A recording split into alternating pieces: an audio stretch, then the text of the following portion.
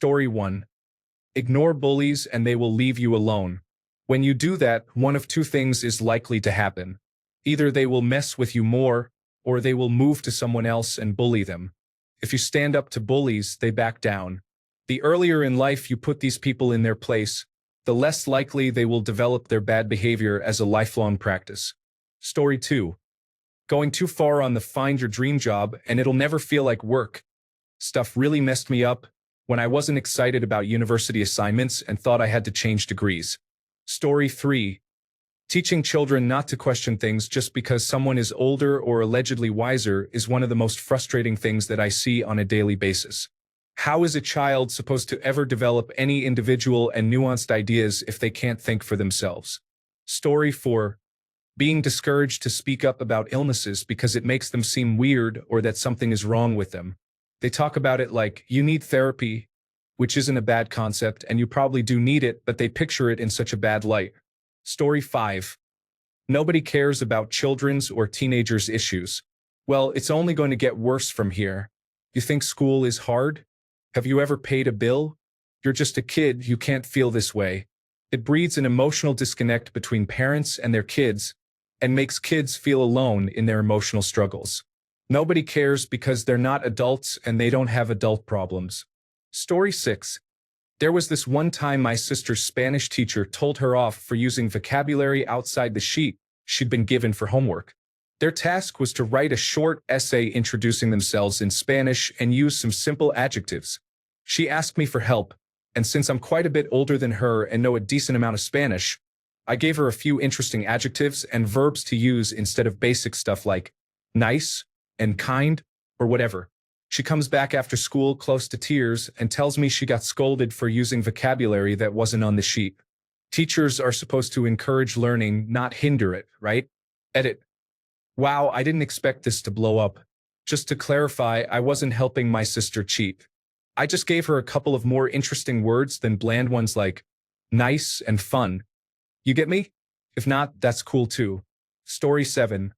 Children do learn about sex at a young age. It just isn't usually in a productive way. I know I did. My own experience. Questions like this are why I believe in being infinitely clear with my kids. You are going to hear total nonsense from other kids. If you hear something you don't understand, come talk to me. You can ask me anything and expect a decent answer. And I would give examples of the total nonsense I had heard as a kid, most of which would result in pregnancy. Son, age 6. Daughter, age 7. Riding home from school. Daughter says, Tiffany said she had sex with my brother, which left me a grand total of 3 minutes to gather my wits before we got home. Okay, do you guys know what sex is? Blank looks. Sex is when you take off all of your clothes and rub privates together. You can make babies that way.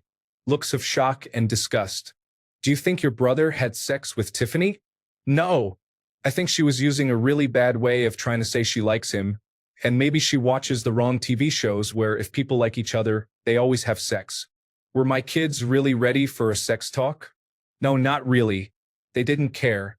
Did we really need to have one about then? Yes. My job as a parent is to be there to put things that come up in context for them, not run around after them deciding what and when they need to know things. Story 8. Probably not harmful, but in kindergarten, we were prohibited from playing soccer because it was too dangerous. We were kindergartners.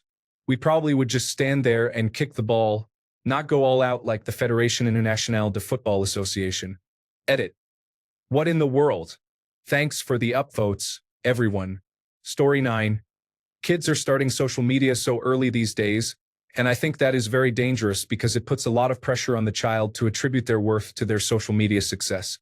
I also think parents are way too open with their social media when it comes to their children, and it is totally a violation of the child's privacy, which some parents will never admit. Story 10. Teaching them that it's not okay to fail.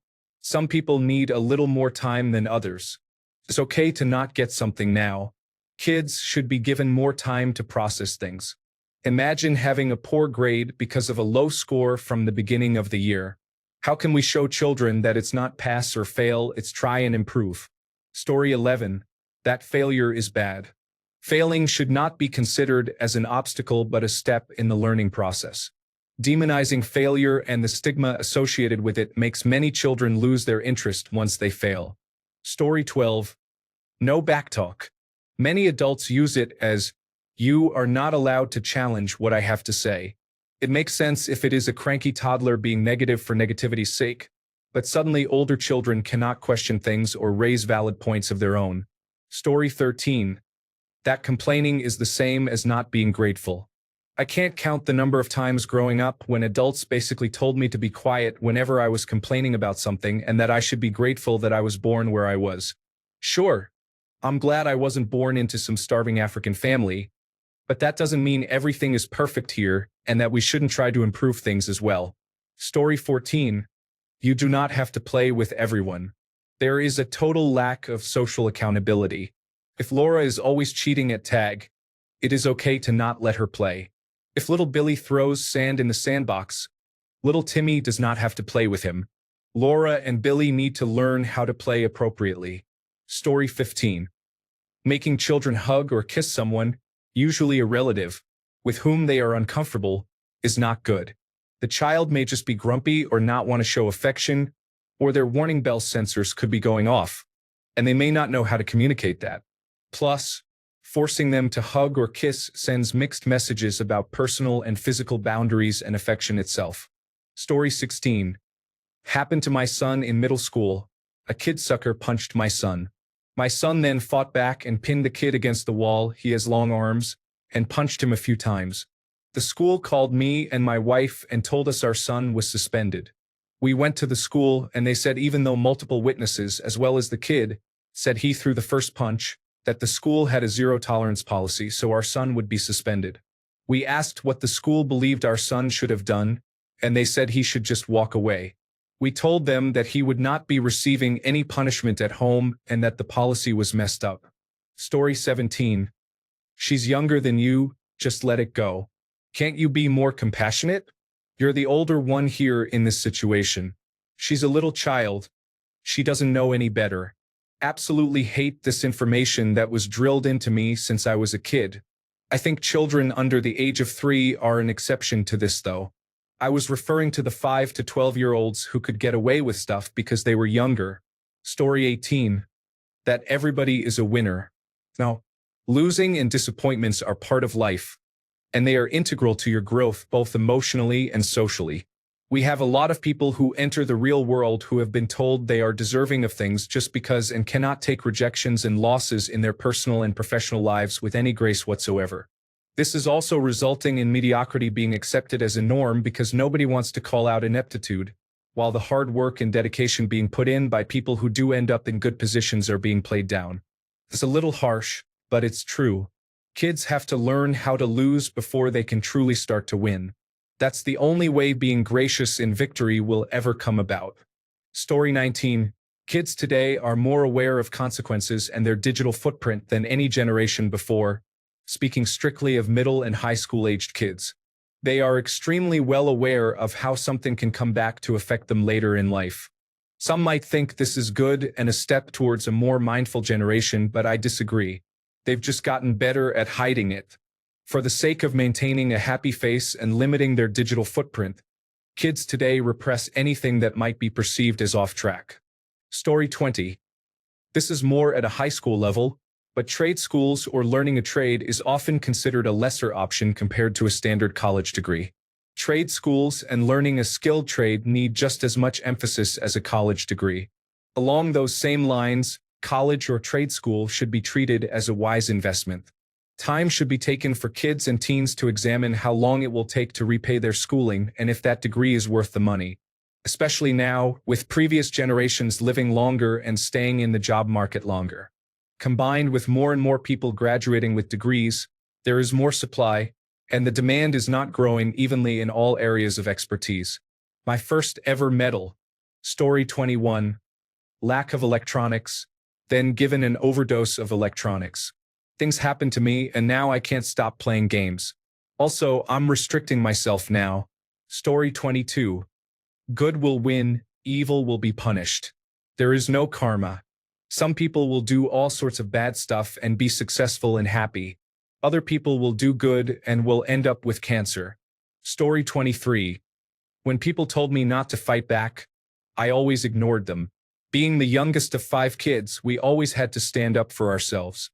One day, when I came home with a bloody nose and a black eye, my parents asked me what happened. I told them I got beaten up. My parents said that if the person who beat me up approached me again, I had their permission to defend myself. The next day, he came up to me and wanted to fight. I defended myself, and as a result, I was suspended for a week. The teachers knew he was bullying me too and did nothing because it was the principal's child. The moral of the story is if someone is bullying you, stand up to them. Story 24. History from a single perspective. I am a history teacher, and I firmly believe one of the most damaging things schools do is teach history from a single perspective, especially a Eurocentric one. It just isn't how history works and causes lots of issues for any person or group who doesn't share that single perspective. Teaching what I call great man history is almost as bad. History was made by more than presidents, inventors, and celebrities.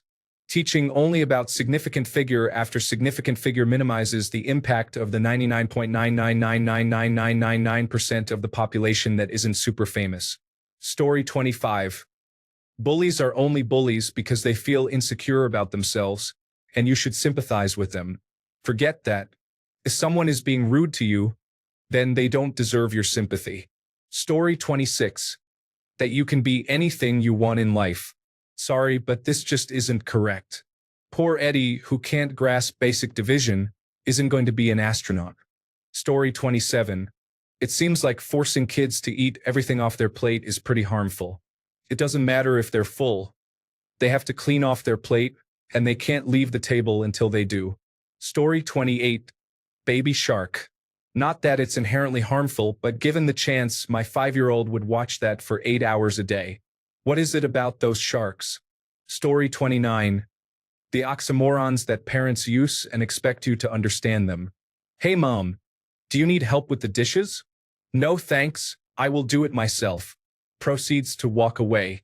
Oh, now you are not going to help your mom? Don't you know how much I'm going through? You are grounded. Story 30. In Pakistan, most girls are never taught any survival skills. My wife can spend 6 hours shopping for clothes but doesn't know anything about hardware or electrical stuff. Please, teach the girls to be self-sufficient. Teach them how to repair small things at home, at least. My wife can now repair electric sockets and extension cords. My nephew is a selfish little boy who won't let anybody play with his toys or share his food, but throws a tantrum if my niece won't share her things with him. I want to intervene when he does that, but his mother sometimes behaves like an entitled parent. So, I keep my distance but try to correct him when she is not around. Teach your kids to be considerate, but also teach them to stand their ground when someone tries to take advantage of them. Story 31.